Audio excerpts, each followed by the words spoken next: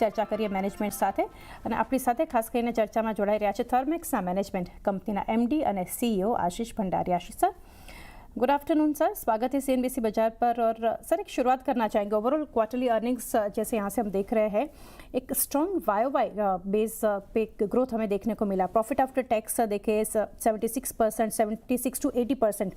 Modest revenue increase भी हमें देखने को मिला 4 to 5% का। आशीष सर, ये समझना चाहेंगे प्राइमरी ड्राइवर्स जो है बिहाइंड दिस प्रॉफिटेबिलिटी सर्ज वो क्या है और कितना यहाँ से देखने को मिला ऑपरेशनल वर्सेस वन ऑफ या फिर एक्सेप्शनल आइटम्स, वो समझना चाहेंगे। नमस्ते एंड थैंक यू मुझे यहाँ पे आने के लिए और बात करने के लिए। तो दो चीजें, सबसे पहले जहाँ आप सबसे ज्यादा इम्प्रूवमेंट देखेंगे वो एक्चुअली ऑर्डर्स लाइन पर है एंड ऑर्डर्स 34% से अप हैं ईयर ऑन लास्ट क्वार्टर, पिछले साल इसी क्वार्टर से इस क्वार्टर में। एंड जो हमारा पूरा बैकलॉग है वो अब डबल डिजिट्स ऊपर है, जो कि ऑल्सो आगे के टाइम के लिए काफी अच्छी बात है। प्रॉफिट्स में जंप है, प्रॉफिट्स में जंप दो चीजों से इम्पैक्टेड है। एक हमारा लॉसूट काफी टाइम से चल रहा था जहां के लिए हमने रिजर्व लिया था, वो लॉसूट थर्मैक्स के फेवर में सेटल हुआ है, तो वो रिजर्व हमने बैक ऑफ कर दिया है। एक जो ग्रेचुइटी और नए लेबर लॉस के रिलेटेड भी हमने 20 करोड़ का नेगेटिव वन टाइम इम्पैक्ट भी लिया है।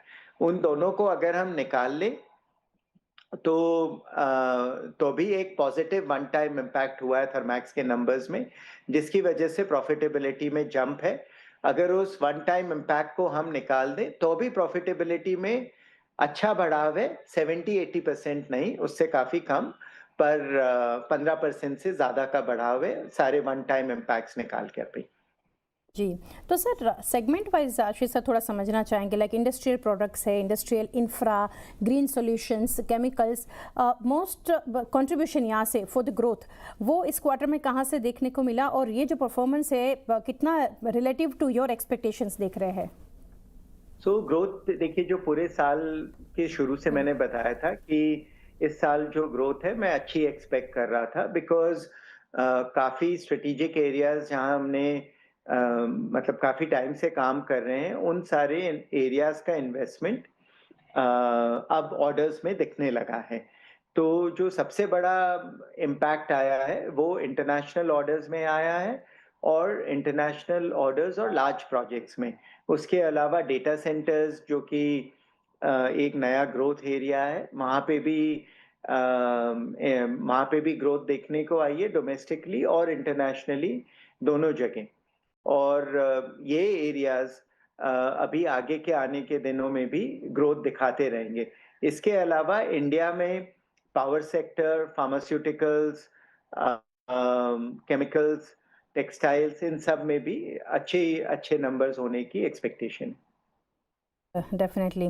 आगे सर यहाँ से जानना चाहेंगे, ओवरऑल ऑर्डर बुकिंग यहाँ से देखने जाए अपीयर्स टू बी वॉलेटाइल, ये क्वार्टर की स्पेशली बात करें तो including a strong why gain हम देख रहे हैं, बट सॉफ्टवेयर सिक्वेंशियल ट्रेंड्स के फ्रंट पर अगर देखें तो सर ये क्या आप एलाबोरेट कर सकते हैं on the quality of the order, major wins और लाइकली टाइमिंग ऑफ एक्सिक्यूशन?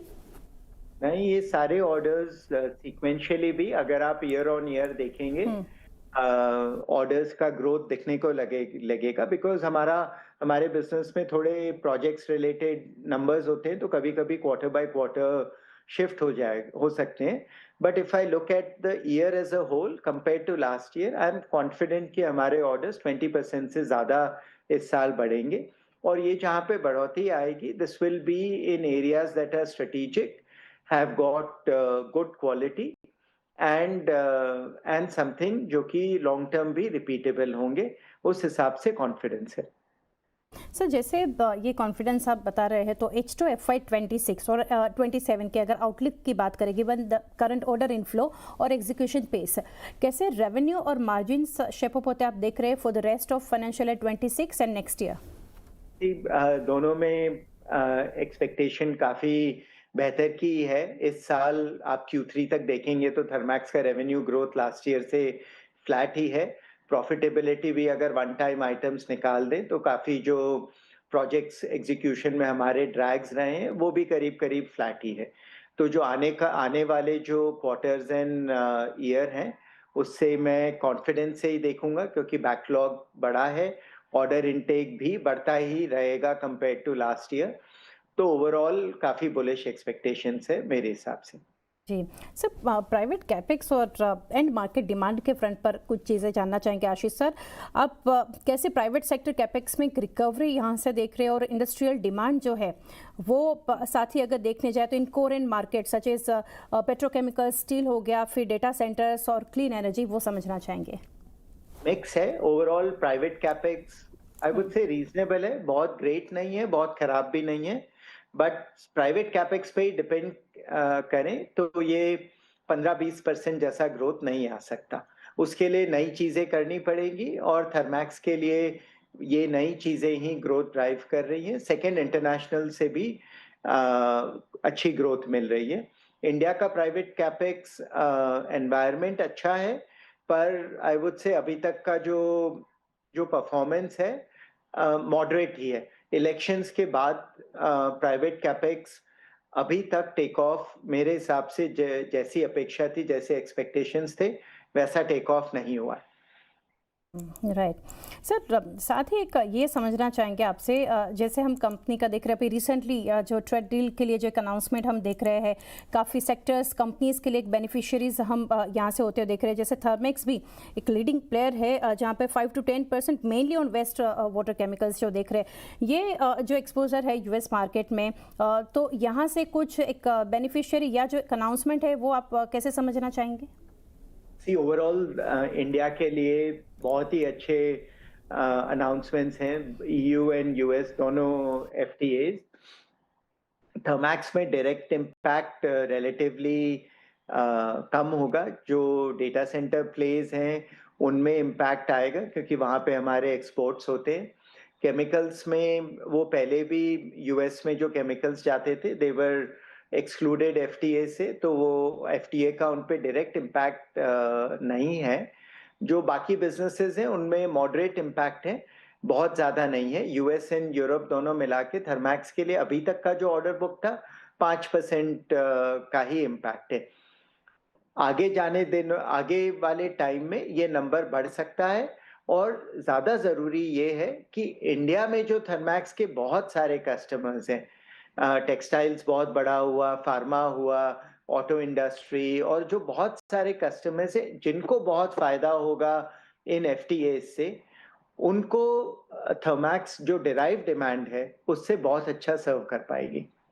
जी, और आशीष सर लास्टली एक समझना चाहेंगे टेक्नोलॉजी और पार्टनरशिप के फ्रंट पर, यहाँ से जो स्ट्रेटेजिक इंपॉर्टेंस कितना है of partnership like the one with hydrogen pro for green hydrogen technology, और ये कैसे शेप करेगा कंपनी की कॉम्पिटिटिव एडवांटेज के लिए इन न्यू एनर्जी मार्केट, वो समझना चाहेंगे। तो आगे का जो टाइम है, जैसे जैसे एनर्जी बदलेगा एंड मेरे हिसाब से क्लाइमेट चेंज के साथ बहुत सारी एनर्जी टेक्नोलॉजीज में चेंज आएगा, एंड हाइड्रोजन उनमें से एक एरिया है। हाइड्रोजन थोड़ा रिस्की एरिया भी है, तो इसको अप्रोच करने में पार्टनरशिप्स का बहुत महत्व है और बहुत जरूरी है। थर्मैक्स ने ये पार्टनरशिप्स बहुत केयरफुली चूज की हैं, जहाँ पे हमारा वैल्यू ऐड भी बहुत सब्सटैंशियल है, और हमारे पार्टनर्स के साथ जो हम सोल्यूशन डेवलप कर रहे हैं उस सोल्यूशन का मार्केट में कंपेटिटिवनेस होना भी का भी बहुत अच्छे चांसेस हैं।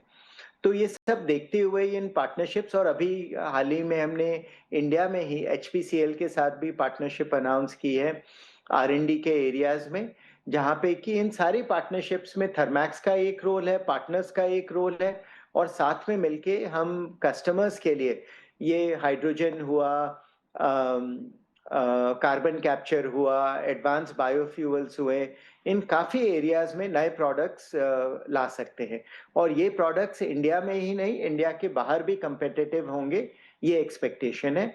आर&डी ओवरऑल थर्मैक्स के लिए बहुत जरूरी है, और हम आर&डी पे हमारा इन्वेस्टमेंट काफी तेजी से बढ़ा रहे हैं। जी, तो आशीष सर काफ़ी डिस्कशन एक अच्छा रहा सर आपके साथ, काफ़ी डिटेल्स भी आपने शेयर की। Thank you sir for connecting and best wishes for coming quarters. Thank you so much. नमस्ते। जी सर।